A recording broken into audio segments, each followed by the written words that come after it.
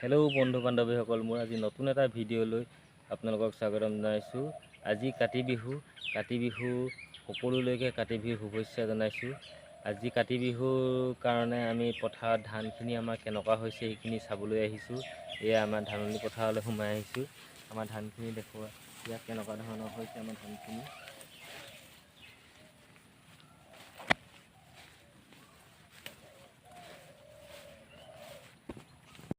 আমাৰ এইখিনি ধান ইমান এটা বেয়া হোৱা নাই। ধানখিনি দাব হৈছে আৰু দুই এদিনতে আমাৰ ধানখিনি দাব পৰা হ'ব। আগতীয়াকৈ ওলোৱাৰ কাৰণে ধানখিনি বহুত বেয়া হৈ গৈছে। চৰাই খাইছে, গান্দিয়ে খাইছে, বহুত লোকচান কৰিছে। সেইপিনে দেখুৱাই দিয়ে ধানখিনি।